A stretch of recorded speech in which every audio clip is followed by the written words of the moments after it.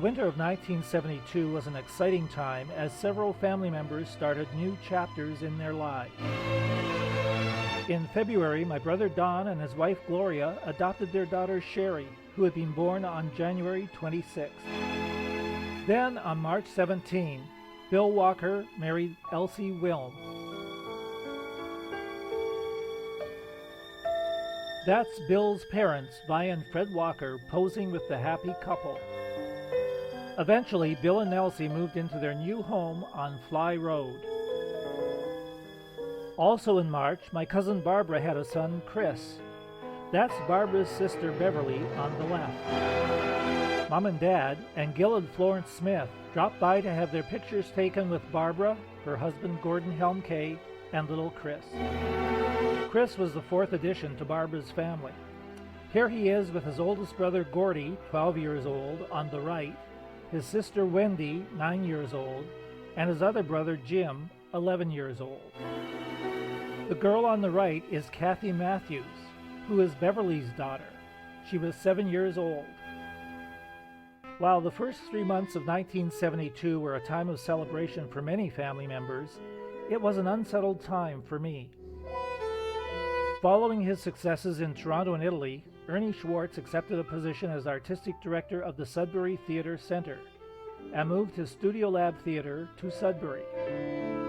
I couldn't see myself living and working in Sudbury, so I quit the theater company at the end of January and flew down to New York for a week in February to catch the latest Broadway shows.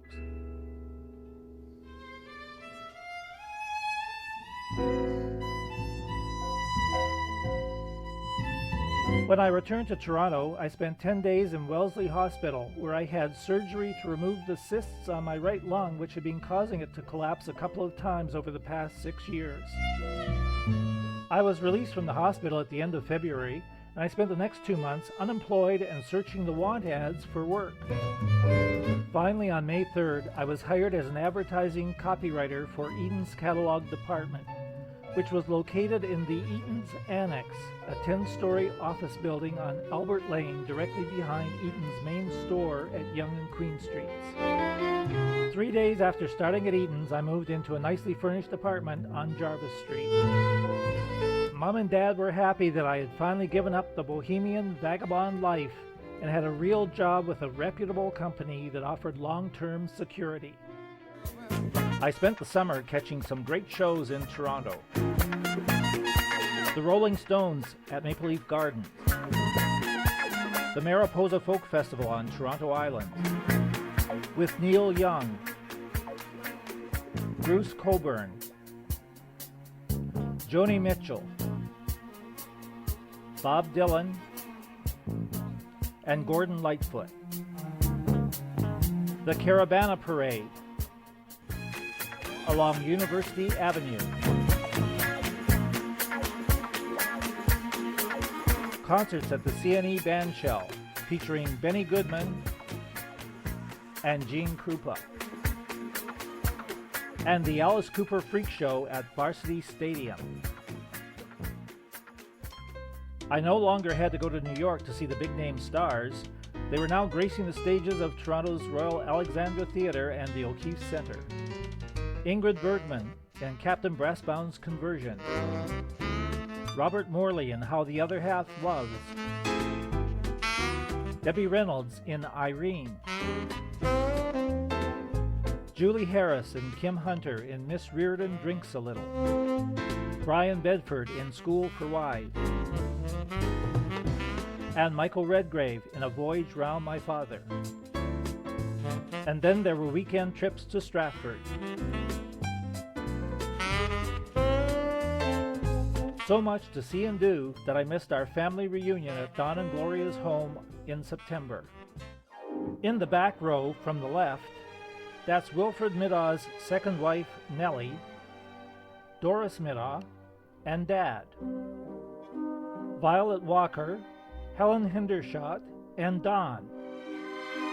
Doug Holmes and Fred Walker. In the front row are Bill Walker and Grandpa Middaw, Gloria holding Sherry, Ed Middaw, and Nellie's two girls in front. Wilfred Middaugh and Elsie Walker, with Susie Middaugh kneeling in front. Also attending the reunion were my mom, standing between Doris and Vi, and Linda Holmes. Here's Grandpa Middaugh holding his great-granddaughter, Sherry. They are joined by Gloria, then Helen Hendershot and Mom, and finally Mom and Don. Linda took this opportunity to get a photo of James Middaugh and his 4 kids, Annie and Violet standing, Wilfred and Edwin seated. A few days after the family reunion, Mom and Dad took a week-long drive up north.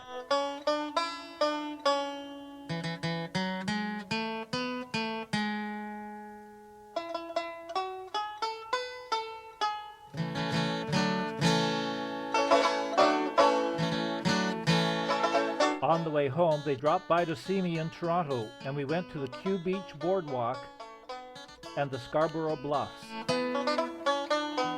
In October, Mom, Dad, and I took a drive around Eastern Ontario, Quebec, and New England to see the fall leaves.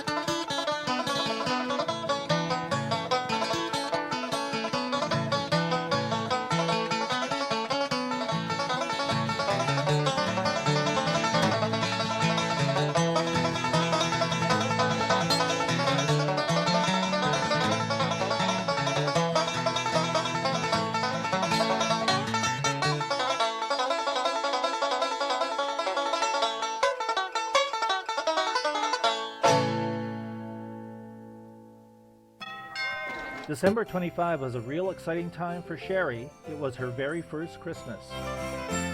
Wow, what am I going to do with all this stuff?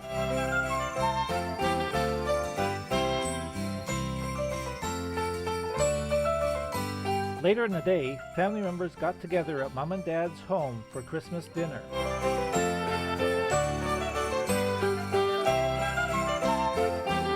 It was all a bit too much for Grandpa Middaugh. A week later, the family got together again for New Year's dinner at Vi and Fred's home. On the left side of the table are Doug, Dad, Don, Sherry, Gloria, and Grandpa Middaugh. On the right side are Wilfred, Nellie, Fred, Doris, Ed, Vi, and Mom. 1973 had been a year when many family members started new chapters in their lives. Don and Gloria became parents for the first time. Bill and Elsie began a life together. Barbara and Gordon Helmke added another baby to their growing family. And I started a new job at Eaton's catalog department. But it was also a year with a sad ending. Lester Pearson died on December 27th, and his funeral was held on New Year's Eve.